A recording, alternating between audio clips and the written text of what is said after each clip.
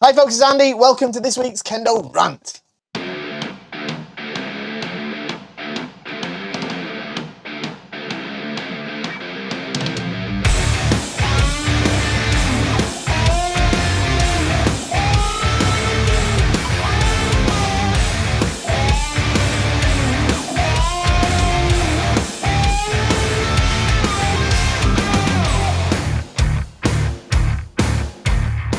Okay, so here we are for another week of fantastic questions. We've got quite a few to get at today. We're going to jump to them in just a moment. But before we do, there's a couple of very important messages for you. First and foremost, don't forget the YouTube magic. Like, share, subscribe, leave a comment. Okay, these things are very important because it helps us grow the Kendo population. We've already had 250 billion people start Kendo since last week just by doing this. All right, what happens is YouTube sends out a crack team of ninja robots to go and get new people to start Kendo. All right, pretty sure that's how it worked. I reached out to them, say, is that how it works? They didn't answer me, so I'm going to take that as a yes. But what you have to do, you have to like, you have to share, you have to subscribe. There's a little bell icon saying notifications that notifies the robots to get to work. But very importantly, you have to leave a comment that uses the word Kendo. What a brilliant Kendo video. This is the best Kendo channel I've ever seen in my life. Wow, this is better than all the other Kendo channels.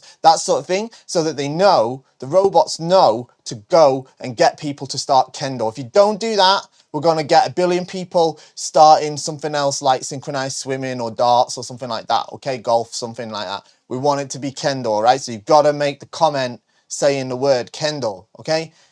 Now, the next message is even more important. What could be more important than that? I hear you ask, but there is something. If you like this video, these videos that I do, these are like a question and answer style video where you guys post questions and I answer them on the channel. We've got feedback videos where you send in videos of you doing Kendo. I give you feedback, everybody learns something. We've got analytical videos where I analyze some shiai, stuff like that. We've got instructional content where I put stuff out there that, you know, gives you tips and hints and stuff on Kendo. We've got all these things and, you know, it's all free. There's no subscription, there's no membership, you don't have to pay for subtitles, nothing like that. The best part about it is it's a real win-win situation because to support it all, keep it going, all you have to do is shop at KendoStar.com, and KendoStar is the best Kendo equipment website ever in the history of existence and the future of it as well. Now, of course, I would say that because I own the place, but it's true. All right, and everybody agrees with me. You're going to shop with us anyway. All right, don't go and buy somewhere else, be disappointed, come and buy us anyway. Buy right the first time. All right, we're an established brand. We've been in this business a long time. We know what we're doing. We're especially for the international community. We're not just middlemen, drop shipping operating out of our garage or something like that. Middlemanning for some other business. We're an established brand. We're the best at what we do. Highest rated on Trustpilot. All right, we are the best. Okay, as the ancient Japanese phrase goes, I think it was on the war banner of one of the warlords. It might have even come from somewhere else, like from Confucianism or something like that. But it goes, everyone's a winner, baby. That's the truth. Okay, so shop at KendoStar and you support the channel at the same time. Right, let's get into these questions. First one, this one came to me as a private message. So let's have a look. It says, dear Sensei, how would you or have you dealt with serial blocker in a grading tachiai? Okay, I get this is quite a good one. This happens quite a lot. So it doesn't happen a lot, but it's a common question. I think lots of people are worried about it. I've been told for years and years that kaishiwaza only works if you draw your partner in with your seme. From my experience, I tend to feel my partner's seme when I place myself in a position where I can hit and be hit.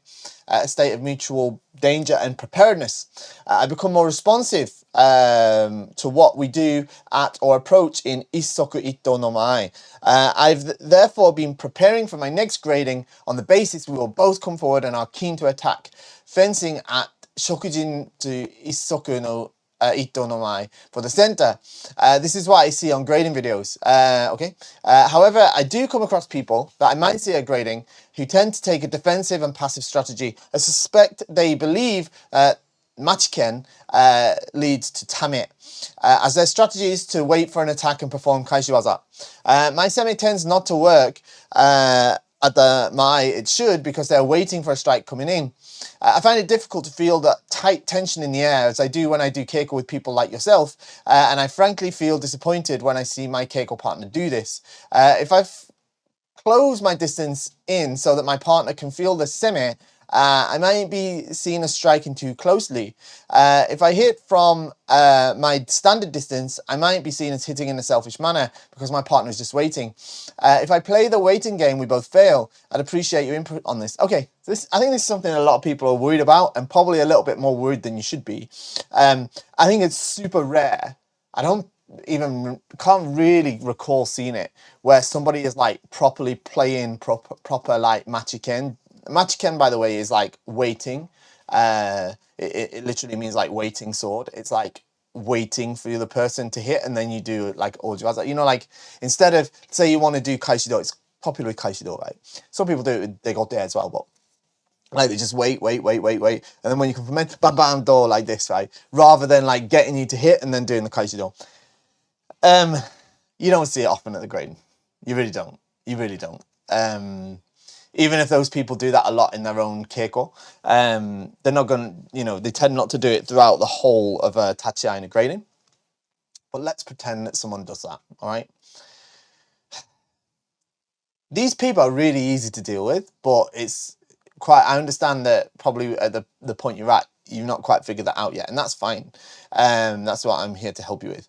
So, if let's say someone's waiting to do kaishido, which is popular one, right? You're going to figure this out pretty easily, right? You get to your sort of isoku, you start to do your semi, and they're not going to react because they're going to like wait for you to do the kaishido. It becomes pretty obvious, right? So you've got a couple of options, aren't you? You can leap for men and they're going to do the kaishido. That's one option, right? Do the semi, bam, this way. Sa, what's going to happen? Nothing, okay.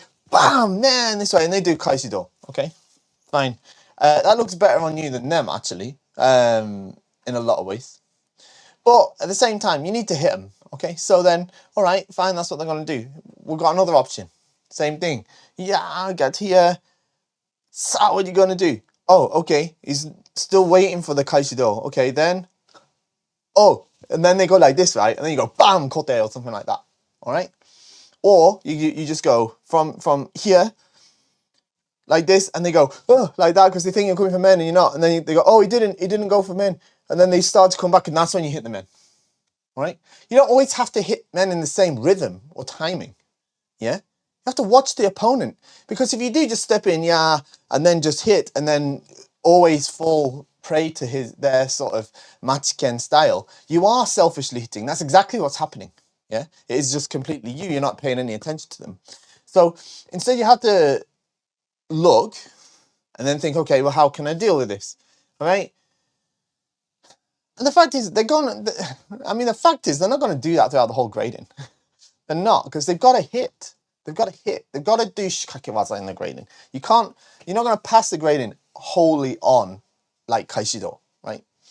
So they know that, and they're going to have to hit as well. So they're going to want to try and hit too, right?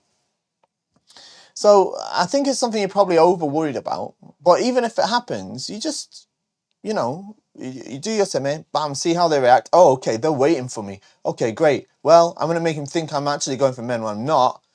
Bam, kote or whatever. Or I'm coming now. Bam, no, I'm actually not. And they go, oh. And then you hit straight after that. For example, right? This is it. You adjust your strategy based on the way that the opponent is behaving. Yeah. And that's, in a way, they're giving you a hand in passing the grading, especially once you start in challenging like fourth dan upwards. That's what you have to show, right? Is that you understand the relationship between you and the other person, and that there's a rationale behind the attacks that you're making, yeah. Rather than just like going in there gung ho and just trying to just hit whenever you feel like it, and then getting frustrated because they're just waiting for you. Do you know what I'm saying? So. And here's the other thing, and this is something that I might sort of diverge from a little bit from what other teachers might say. But I don't like this idea of saying like you're only allowed to hit from one distance. You know, you say here you close the distance so your partner can feel the semi. You might be seen as striking too closely, but don't jump as far. You know, you have to hit with the right part of the shinai. But I think it's a misnomer to say that like you're only allowed to make strikes from this specific point of Isoku Itonomai. I don't like that sort of misunderstanding that seems to be going around. So yeah, there you go. Okay, next one. Let's have a look. Good morning, Fish Sensei. Taiatari question. Advice for dealing with Taiatari in a small dojo against a larger and heavier opponent. Can strike them before they come in, but Zanshin afterwards is hindered by them going straight into Taiatari. I cannot keep moving back and striking, run out of space. I'm 102 kilos, so not tiny, but my opponent is 122 kilos plus at least. Opponent focuses on repeat Taiatari very effectively. Sapped my stamina, and I did compliment on him on it afterwards. I think that's your first mistake. I expect you would have come across and trained with some very large Europeans, massive lads, enormous. Yeah, to some extent. But you know, look, if somebody's like, if you're bossing their men and then they're like just trying to like push you over afterwards with Taiatari, it's not really Kendo at that point, innit? Do you know what I mean? So here's, like I say, this is your first mistake, is like complimenting on, oh, well done, you made me tired by like messing me up. You know, if someone does that to me, I'm going to be like, I don't think I'm going to say something negative to him, but if they ask me for advice, I'll be like, stop trying to push me over every time I hit you. Instead, try to make effective hits instead of just trying to wrestle. But some people aren't like interested in hearing that. So, but look, if I'm first off, I'm going to stand on the wide side of the dojo, right? So if it's a small dojo and I train in a small dojo and I've got some massive guy that keeps pushing me every time I hit him, first thing I'm going to do is I'm not going to find myself with my back to the wall. Yeah, I'm going to stand on the wide side. So I'm going to purposely come to Tsubazeri and then I'm going to whip round him and then I'm going to separate so I'm stood with them on that side, so that when I hit him I can go backwards if I need to.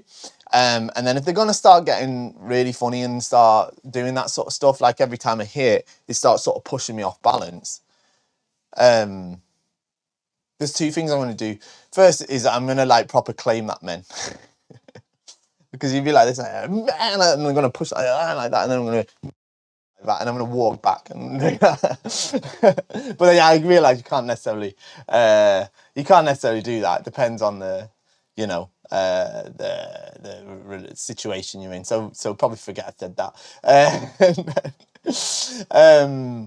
Second, the other thing that I'm probably going to do is if they keep doing that and it's doing my head in and it's starting to hurt or tire me out, something like that, I'm just going to start bashing the kote instead. Just start hitting the kote instead. Or just do ojibas on him. I'm not going to engage in that. Like, if once I know that I can hit the men the way I want to hit the men, I don't need to repeat it to satisfy my ego, right? So once I know I can do that, like if they're not like engaging in proper kendo, then I'm just going to make sure I don't hurt myself or get hurt. So I'm not going to engage in anything that's like not safe. And that includes like if somebody's like, you know, not quite getting it, which is what it sounds like, right? So you know, especially if you're doing geiko, right? And this is for guys who are it doesn't even if you're on, like if you're bigger than your opponent, and like, obviously I'm not a big person, but obviously I practice with people who are smaller than me. You know, especially in geiko, someone hits you, don't try and spoil it by like pushing them over and stuff like that. What are you doing? Why? You know what I mean? Like, you're not, you know, it's like there's no shimpan, right? So are you just like kind of that's like kind of an ego thing there, isn't it? You know what I'm saying?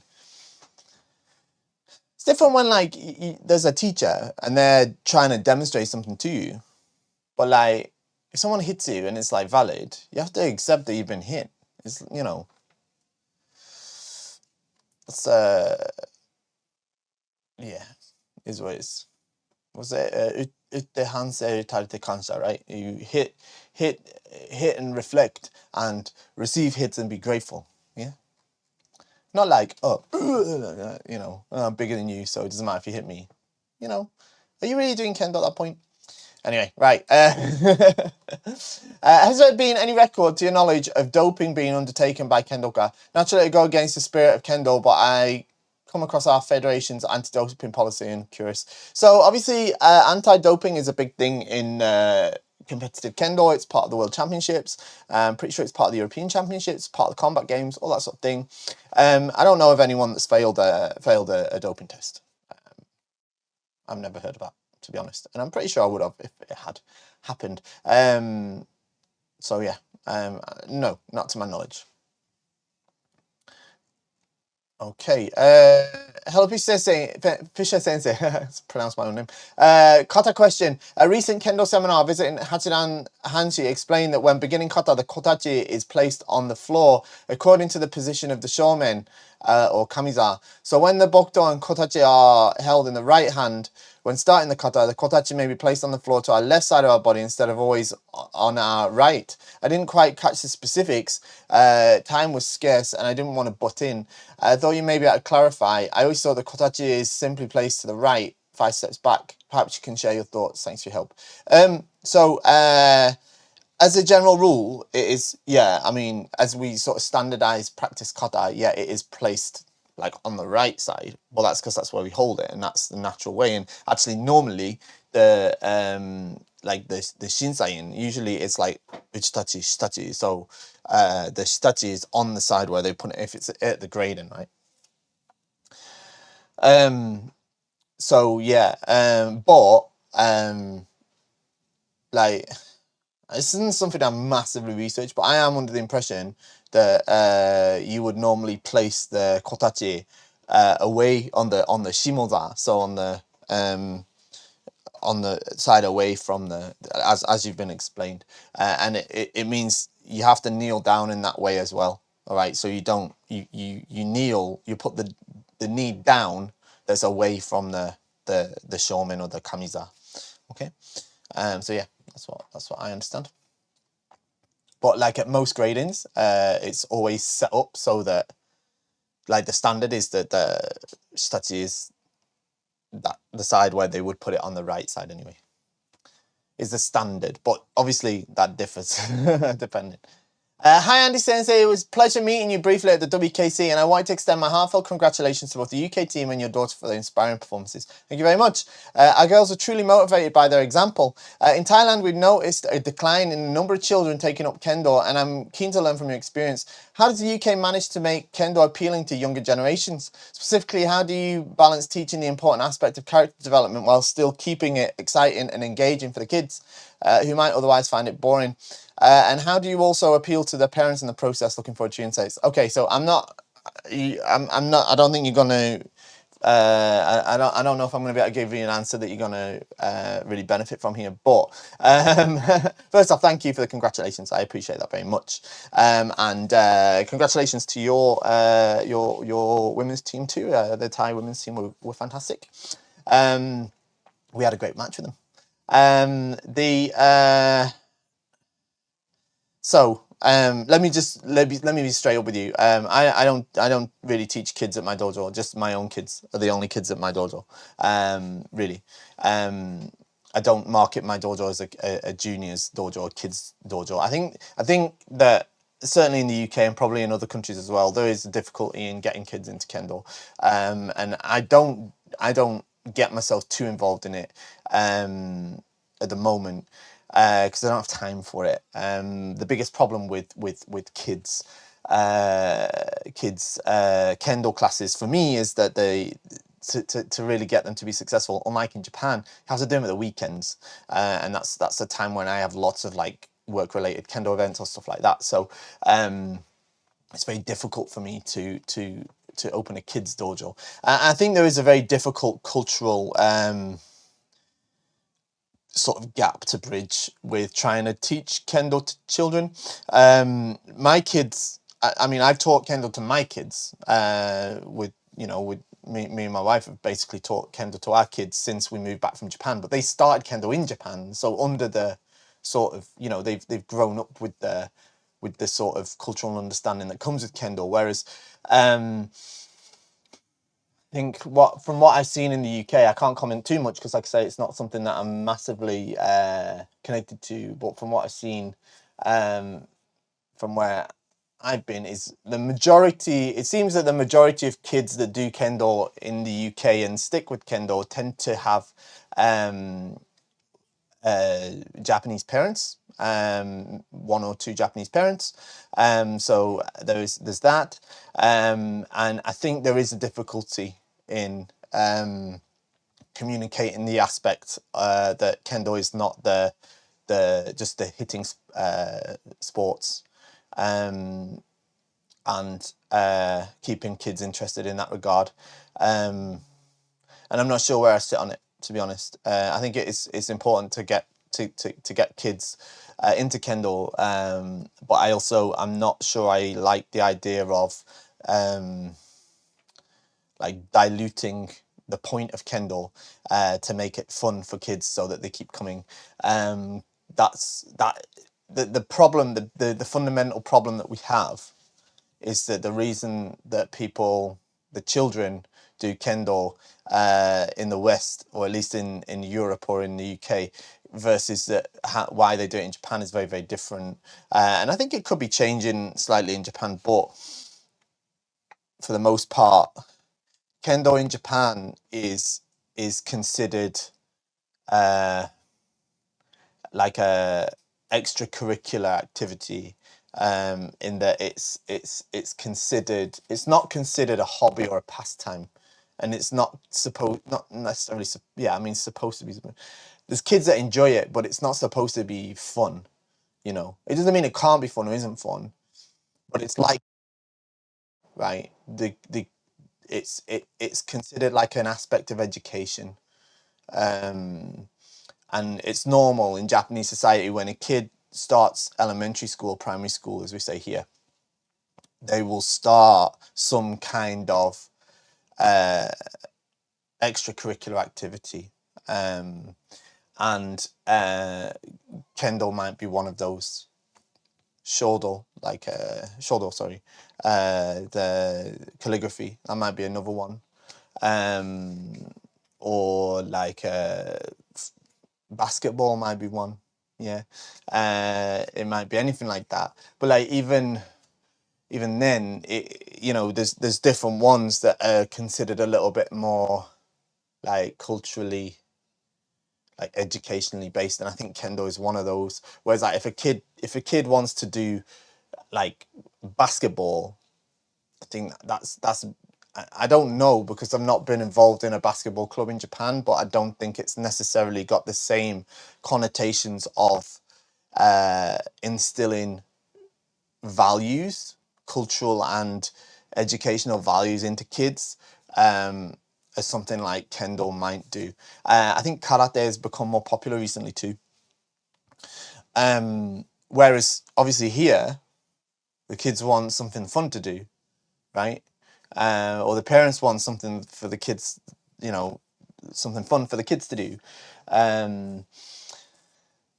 But the problem is of course, Kendo is not designed to entertain children, right?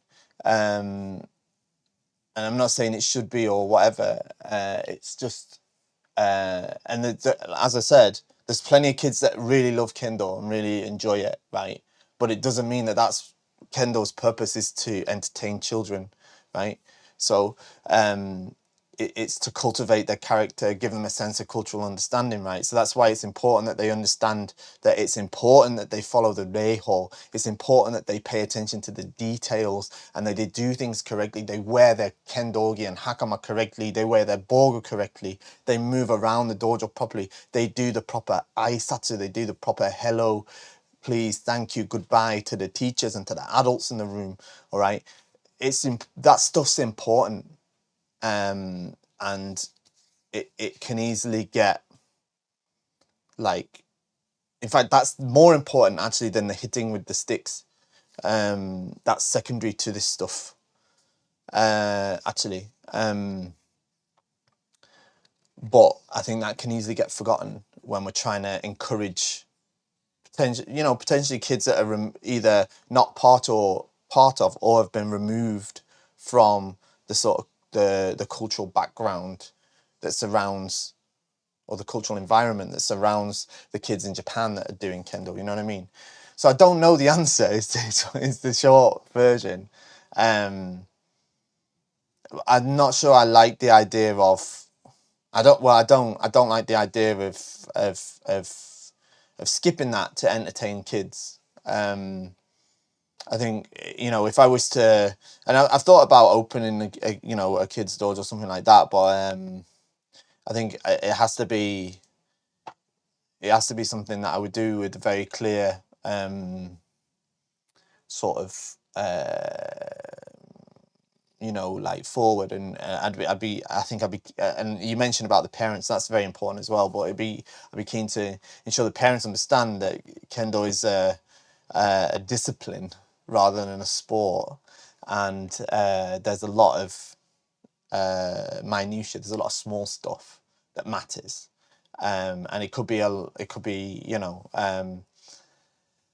they'd have to be on board with that in order to engage with that. I'm not going to just let them throw the bogu on, bash away, and hope that they win some shiai so that they can have some fun. That can come later, but they have to understand what goes before that, and they can't let go of that either. I think that's really, really important to me. If what we're going to teach to kids is Kendo and not just like a stick game. So yeah. I don't know. I don't know the I know that's probably not the perfect answer that you wanted. I can't just say to her, hey, here's what you should do. I haven't done it. Like I say, I've thought about it, and I'd like to do it at some point in my Kendo life, but whether I'll be successful at it or not, I can't say, because I don't know if my values and my the points in which I'm not flexible on in regards to the transmission of Kendo are compatible with teaching Kendo in this country. I don't know. I've not tried it yet. Okay. So yeah. Okay. It seems a stupid question now to direct to a Kendo shop owner, but please forgive me. I have a lot of people in a new club ready for wearing bogu right now, but they're all students and have a very limited budget. We won't get financial support from the university for 2 years, so we're completely on our own for that. I have 5 bogus that I can rent to them, but we need way more. Looking out on eBay, I found maybe a nice offer once a year that I buy, but then that's not enough, and even then it's going to be on my personal budget, and that's not endless. Fair enough. Question is, do you know a place to look for used bogu? When people commit to Kendo for about 2 years, they save money and want their own stuff, but I need a way to overbridge the first 1 to 2 years, giving people the chance to try out bogu training for a while until they know if they want to invest themselves. Just keep in mind, we're talking about students in university. Every student thinking back knows that we did not have millions of dollars at the time. Maybe have a nice hint for me there. And of course, I'll keep on recommending KendoStar for those who want to buy stuff. Yeah, sure. Okay, look, no, I don't know where you can buy secondhand bogu and good bogu, like secondhand prices and stuff like that. I don't know. If I did know, I would tell you, but I don't know. I don't think there's a good market for it. Now, I'm going to preface this by saying I didn't go to university, so I don't know what it's like to be a student or whatever. I have of course, I've experienced times in my life though where I've not had as much as disposable income as I'd like. The thing is I don't think you're going to be able to just buy a load of secondhand bogu, and like you say, and I don't think it's appropriate for them either. Because again, what they're essentially doing is they're going to end up buying it twice, and it's more expensive in the long run. Because unless they're extremely lucky, it's not going to be particularly suitable for them. So, I think if they want to commit to Kendo, I think they should know if they're going to commit to Kendo within the first couple of months. And if they are, then they need to save the money. Maybe give up alcohol for a bit, or whatever. And maybe, you know, work a part-time job, whatever. I don't know. But they need to do something to or deal with the 5 ones that you've got, or look out on eBay like you've been doing. I think that's the only option you've got. But I think, you know, if I'm honest with you, I don't know what university Kendo's like in the country that you're in. So I can't necessarily comment on that. But I think one of the biggest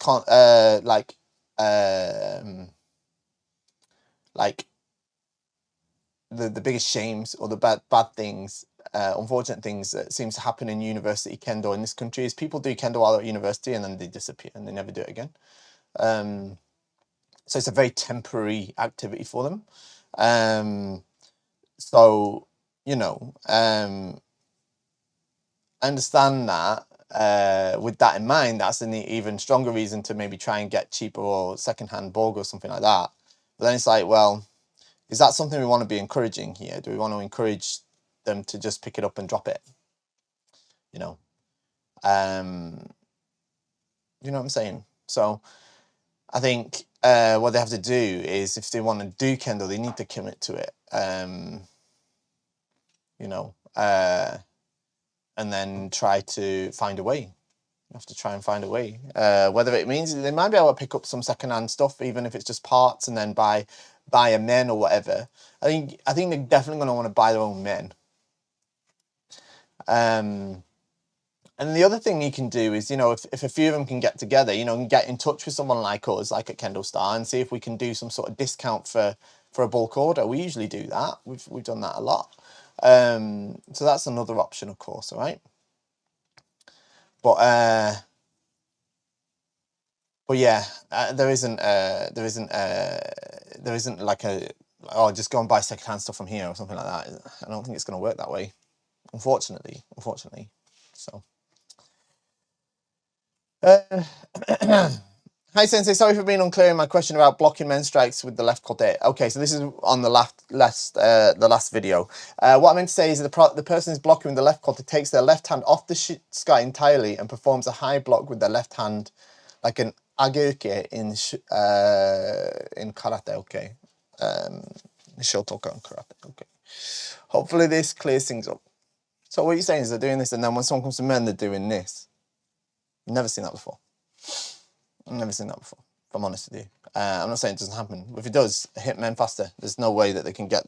There's no way they can get that there in time.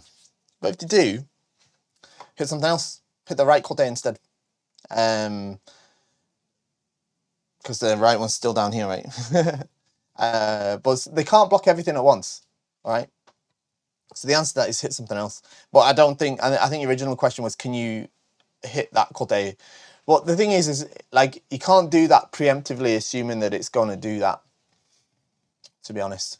And don't do that, by the way. Anyone that's like trying to block the men, like, don't do that. It's dangerous, and don't do that. Yeah. Next one. Hi Fish Sensei, do you have any advice for proper tenouchi or recommending resources for building forearm strength? I had to take a break from Kendo due to straining my lower 2 fingers and forearm on my left side. Yep. Any strengthening, just go, like, YouTube search like forearm strengthening and wrist strengthening, that will help. But it's not just strength in tenouchi, right?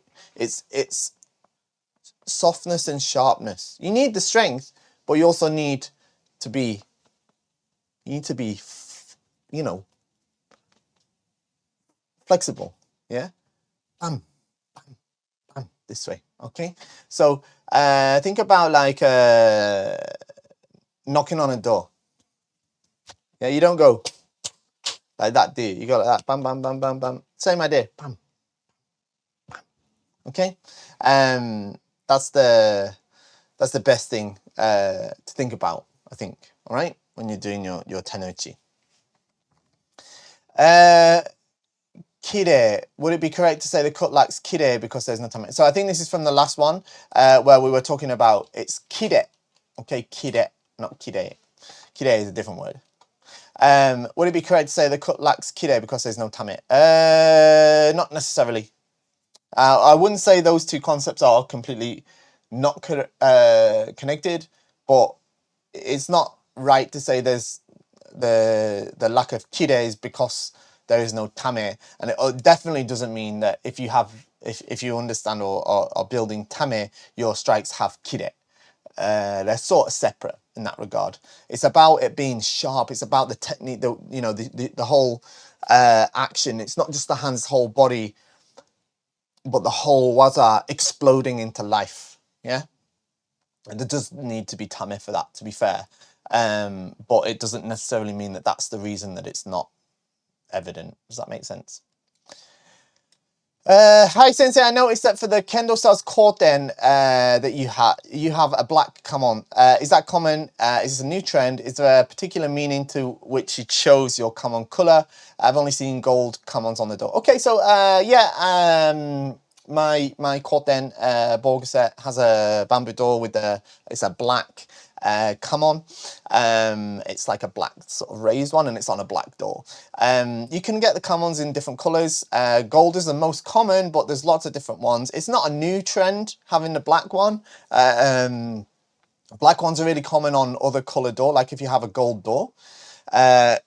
Some people like to have a black one that stands out, or like on a kiji door, for example. Also, you see ones that are like silver. I've seen copper colored ones. I've seen like ones inlaid with mother of pearl, sort of like kind of sparkly. I've seen all sorts of different ones.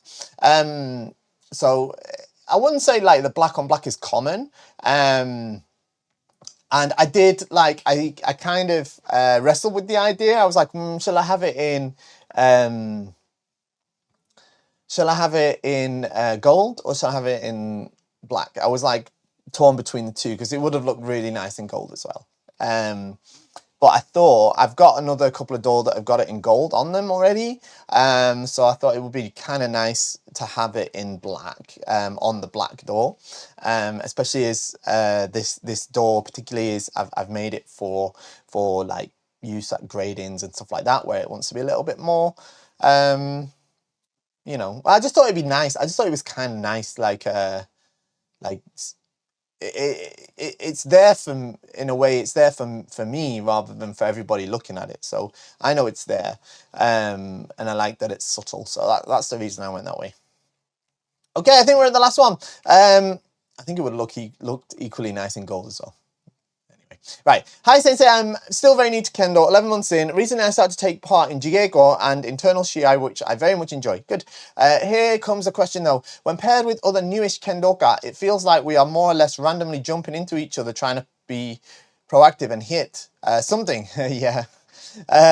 Could you provide some advice on how to start and to introduce a little more control to this sort of practice? When paired with Sensei or experienced senpai, it feels more like trying to execute the proper waza, which we are learning in Kihon, and it seems to be way more helpful in terms of improvement as a learning experience. Yeah.